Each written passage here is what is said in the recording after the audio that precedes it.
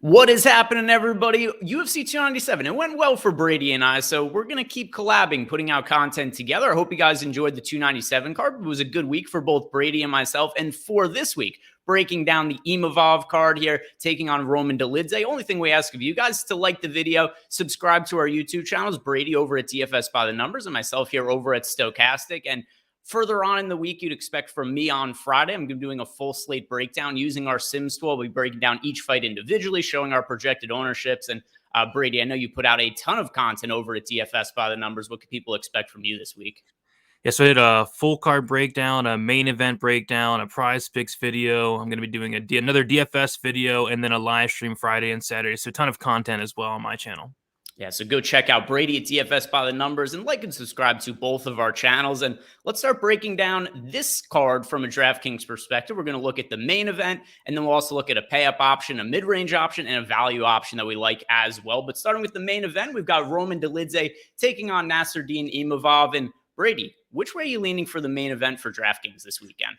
So from a DraftKings perspective, I think I got to go Dolidze here. So you're getting a $1,000 price savings. Imavov is sitting at 8,600, Dolidze sitting at 7,600, and it's a close fight. I struggled in terms of picking a winner. I think it's one of those fights where Imavov is probably going to be the minute winner. He has that 5-round experience. He's going to be the higher volume striker, but this is a guy in Dolidze who's just extremely dangerous. If this fight hits the mat, his submission game is elite.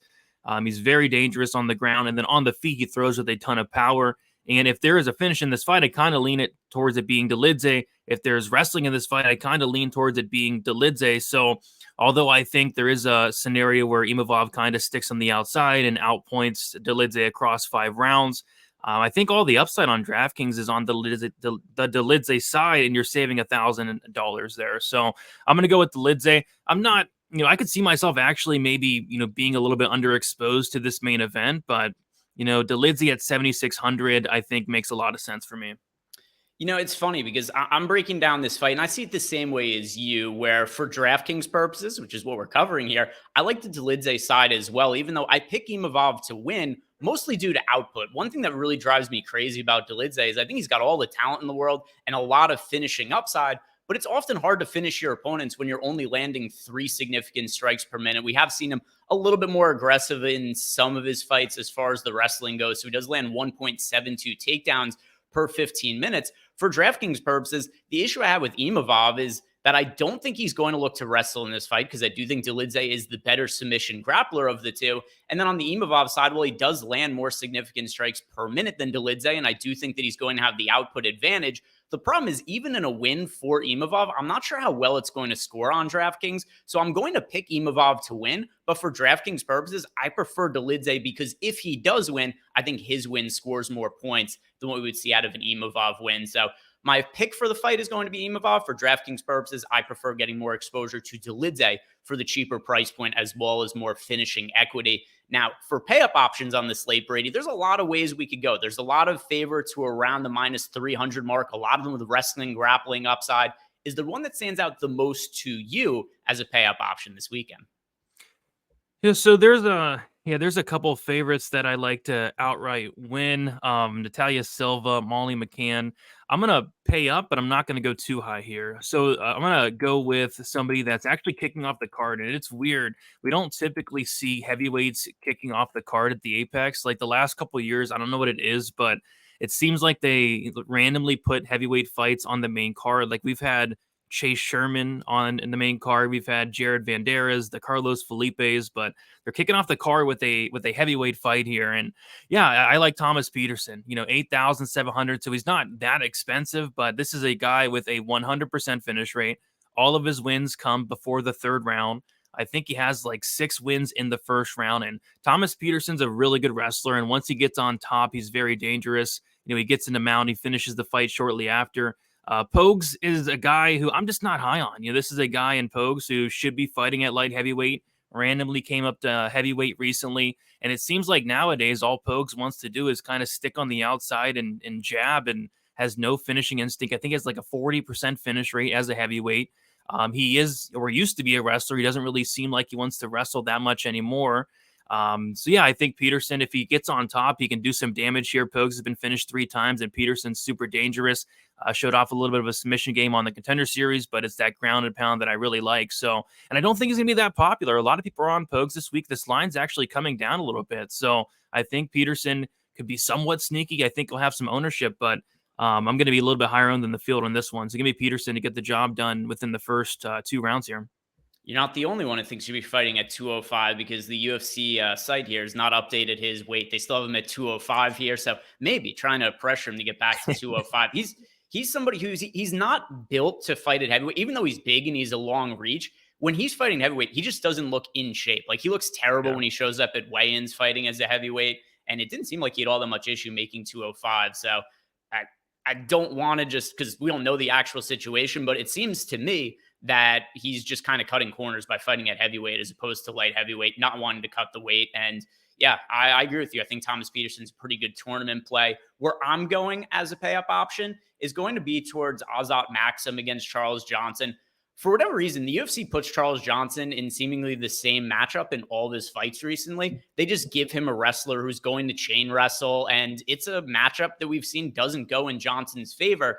And as far as Maxim goes, he was pretty underwhelming to me in his UFC debut against Tyson Nam. He did struggle to land takedowns in that matchup, but here's the positive I'm pulling from that, Brady. He attempted 11 takedowns, and from what we've seen in matchups against Charles Johnson, if guys are going to chain wrestle against him, they're going to wear him out, and they're going to end up landing takedowns. So Maxim's going to have a wrestling advantage. I'm not even convinced that Charles Johnson has a big striking advantage over Maxim. If it's on the feet, it's certainly going to be more competitive than if it plays out in the wrestling and grappling. But this is a fight where I think Maxim not only should land takedowns, but he has potential to finish the fight via submission. He could wear out Charles Johnson and land a bunch of takedowns. We've seen Johnson give up as many as 12 takedowns, I think it was. Yeah, 12 against Muhammad Mokaev, 11 against Cody Durden. I know those guys are very high caliber wrestlers with wrestling pedigrees, but I do think that Maxim, if he's not quite as strong a wrestler as those guys, I do think the pace that he puts on could wear out Charles Johnson over the course of the fight. So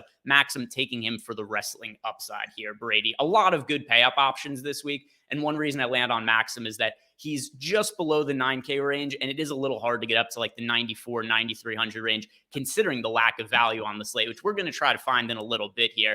But mid-range, any particular spots or fighters you're targeting in the mid-range here, Brady? Because there's a spot that I'm targeting for a lot of the same reasons that you and I were on Jimmy Flick at UFC 297. Yeah, I mean, this is probably like the Jimmy Flick spot of the week. I mean, it's ugly. It feels bad, but you know, you got to do it. I'm going with Julia Stoliarenko, 8,200.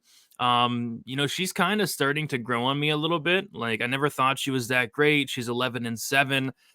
She doesn't have the best striking defense, the best wrestling, the best cardio, the best really anything, but she is she's a specialist, right? She's a specialist, and that specialty is that armbar.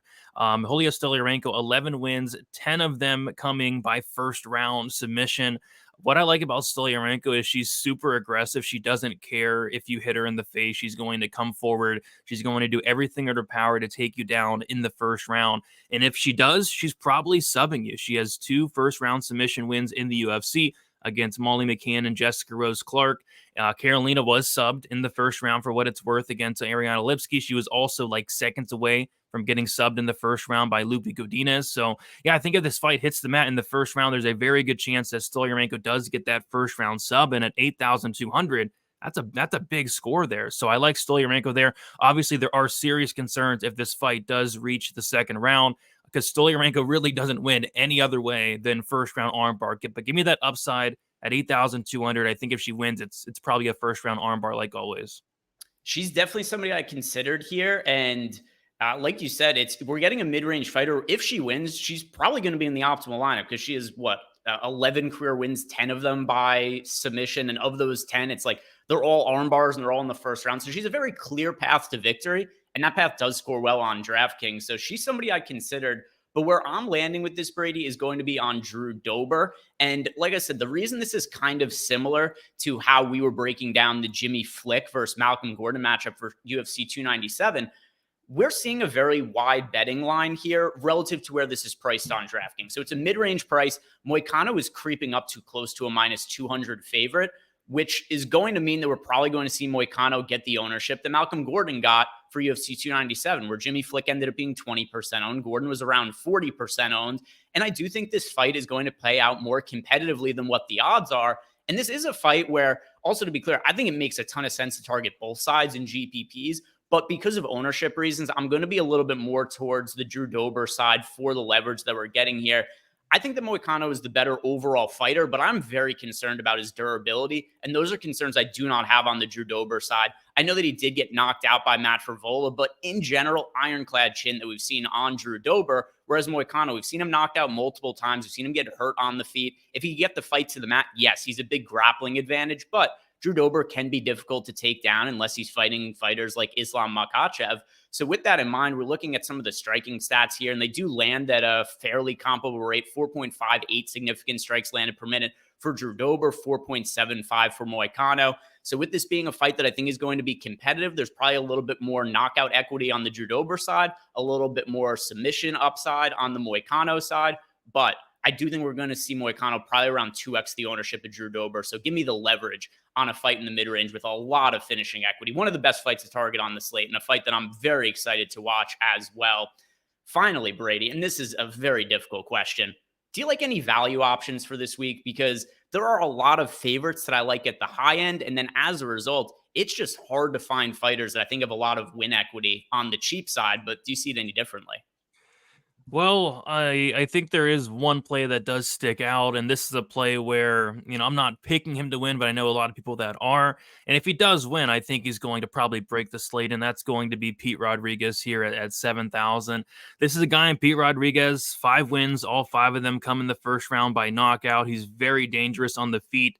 And this is a striker versus grappler matchup. Themba Gorimbo, I think, is going to want nothing to do with the striking, really in general, but in this fight specifically. I can see Gorimbo trying to shoot a takedown with in the first 15 to 20 seconds here, because Pete Rodriguez, you're not really going to want to strike with him. The problem with Pete Rodriguez is there's a lot of question marks. This guy had his last 2 fights canceled because he's not able to make the weight. So this fight is up to 170 now. So this fight, hopefully it even happens. But, Pete Rodriguez, we haven't seen him in a while. We haven't seen his ground game tested as a pro.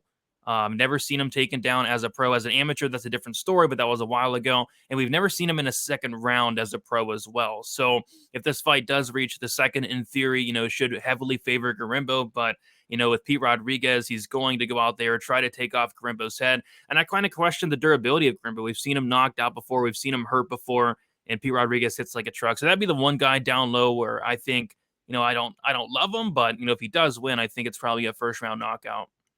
Yeah, there's a couple of guys that I can't say I like anybody on the low end. It's just we're forced to play guys that are cheap, just the way the pricing works. So there's a couple that I am going to be rostering. Pete Rodriguez is one. The other one is going to be Muradov. That's more so for the win equity. That line is fairly tight. So I do think that there's pricing value just based on what the betting odds are on Muradov. But the one I do prefer, like you, is going to be Pete Rodriguez.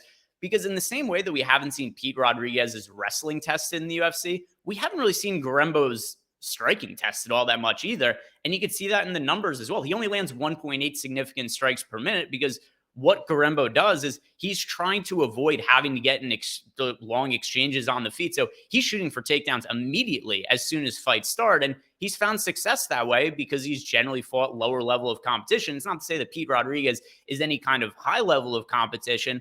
But if you tell me that all of the fighters who are below $7,500 win on this slate, Brady, Pete Rodriguez is the one who scores the most fantasy points if all those fighters win. So that's how I'm seeing it. I wouldn't pick him to win the fight outright, but he is the one who, for the cheapest price point, is the one that I think has the most upside. So I will be picking Themba Gorimbo to win, but Pete Rodriguez is one of the more live underdogs that we have on the slate. So that's going to do it for us today, guys. Thank you very much for watching. If you haven't done it, like the video, subscribe to both Brady and myself's YouTube channels. We do appreciate it a whole bunch. So check out DFS by the numbers. Check out Stochastic. Good luck with this weekend's card. We'll see you guys back here next week. Peace out. See you.